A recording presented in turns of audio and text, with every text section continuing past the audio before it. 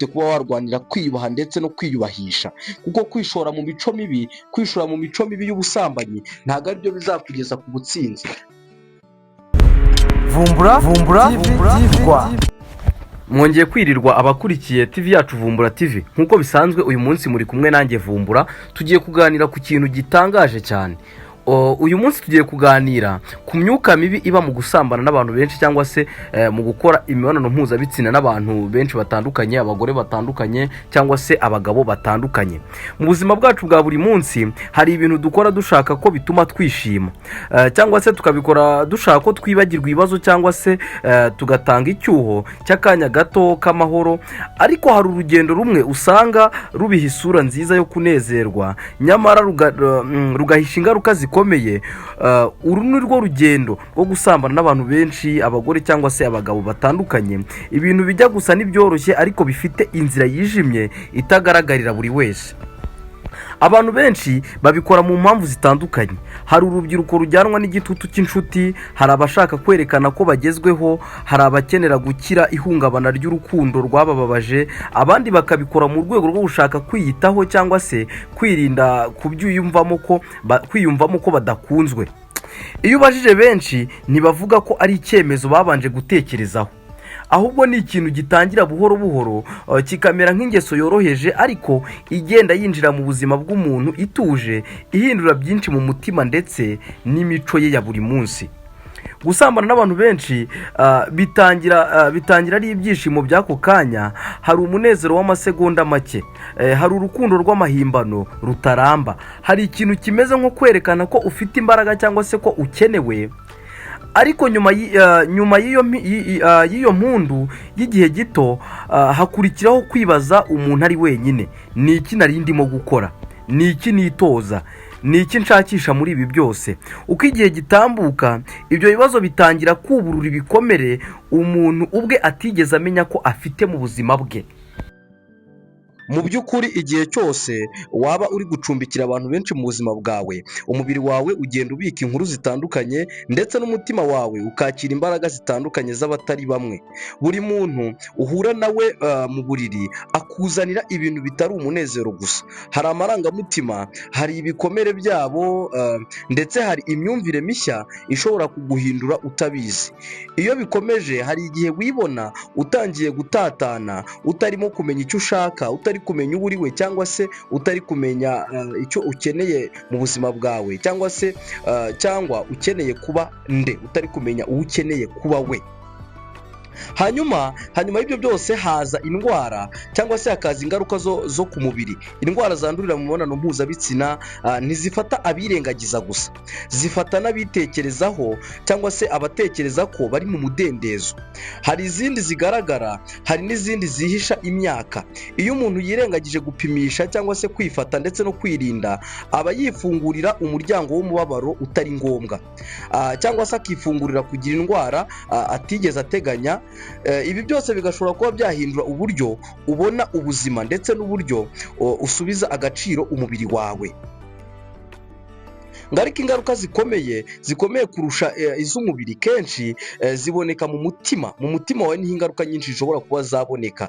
Iyo umuntu abayeho mu buzima bwo guhura n'abantu batandukanye, kwizerana bitakara buhoro buhoro, kugira umubano w'amarira ndetse n'andi menshi bitangira kuba bitoroshye.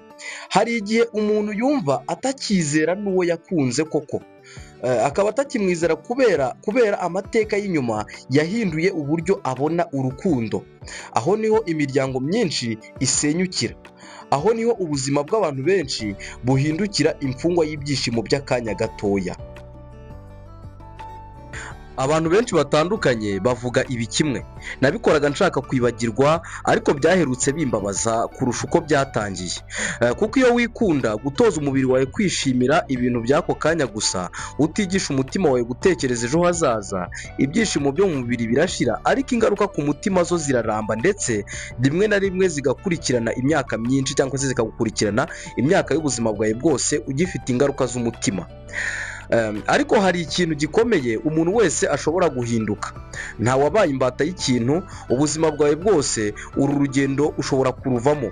Biratangira buhoro buhoro, nko gufata umwanya wo kwitekerezaho, kumenya impamvu nyirizina bituma ujya mu buzima butihariye, ndetse no gusaba inama y'ababishoboye, kuganira n'inshuti yawe y'aho uturuka, ndetse no gushyiraho imbibi z'umubiri wawe ndetse n'ubwenge bwawe. Nta kintu na kimwe kiremereye kurusha gufata icyemezo gito cyo kuvuga ngo ndashaka guhinduka, ndashaka kuba uyu nguyu, ndashaka kuba uriya, ndambiwe kubaho buriya buzima, nkeneye kubaho ubuzima bufite aho bushobora kungeza, ubuzima bunyerekeza mu byishimo, aho kubaho mu buzima bunyerekeza mu byishimo by'igihe gitoya cyangwa se umunezero w'amasegonda. Ahubwo naharanira kubaho ubuzima buzatinda ariko buzambeshaho ibyishimo by'igihe kirekire. Kwipimisha no kwirinda si uguhorana ubwoba, ahubwo ni uburyo bwo kwitaho cyangwa se uburyo bwo kwita ku mibereho yawe. Kugabanya abantu mu buzima bwawe si uguca intege ukwishimisha, ahubwo ni ugusubiza agaciro umubiri wawe, umutima wawe ni icyizere cyawe. Ubuzima bwawe bwiza bwose butangirira ku cyemezo kimwe: guha agaciro urwo wiyubaha. Hari abantu benshi bakize ibi bintu, bari mu buzima bubi, bafite imyitwarire yatumaga batumva icyo babereyeho, ariko buhoro buhoro binyuze mu gufata umwanya wo gutekereza, guhura n'abantu, ubuzima ndetse no kwigisha umutima uko ukunda, mu by'ukuri bagarutse mu buzima bwiza, bagarutse mu nzira irimo ihumure, irimo amahoro, irimo kubaka ndetse no kubahiriza agaciro k'umubiri wabo.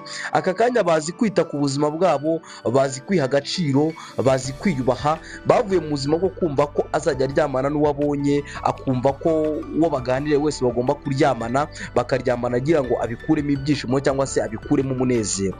Ariko nyamara ni kuba wibwira ariko uyu munezero uba ushaka ntawe uzabona, kuko niyo uwubonye uba ari umunezero w'amasegonda cyangwa se w'iminota ibiri, ariko mu kandi kanya uba urimo uricuza icyatumye ukora ibi bintu.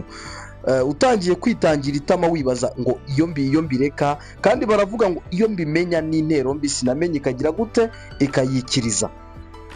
Ubuzima ni urusobe, nta muntu utagira amakosa, ariko uko uhaguruka niko guhinduka. Ibishuko by'iminota mike ntibikwiriye kuba impamvu yo gukuramo amahoro y'imyaka. Hitamo kwita ku mutima wawe, hitamo kubaha umubiri wawe, hitamo kubaka ejo hawe heza, kuko ubuzima bwawe burenze ibyishimo by'ako kanya, kandi ufite ububasha bwo guhindura urugendo rwawe kuva uyu munsi.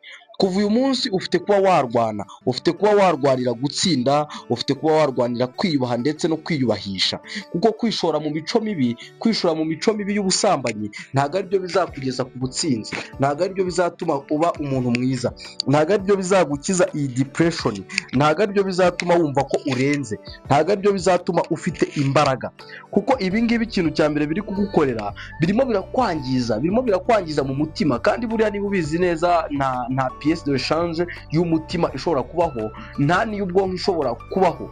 Bivuze ngo niba ibi bintu byose tudafite aho twabikura, ikintu cya mbere dufite gukora cya mbere kinarenze ni ukwiyubaha, ni ukubiporotekitinga tukabirwanira. Akenshi iyo urebye usanga ibi bintu biganje cyane mu basore b'urubyiruko, mu bana b'abangavu, usanga aribo bishora muri iyi mico. Ugasanga umwana w'umusore ntatinya kuba yahangara nyina, umukobwa ungana nka cyangwa se umugore ungana nka nyina umubyara, bakaryamana, ejo agahura n'undi. Umwana w'umukobwa ntatinya kuba yahura n'umusaza uruta se. Ugasanga rero nicyo gihe tugezemo, ariko nubwo aka kanya utabona ingaruka zabyo, ariko isaha n'isaha izi ni ingaruka uba uzabona.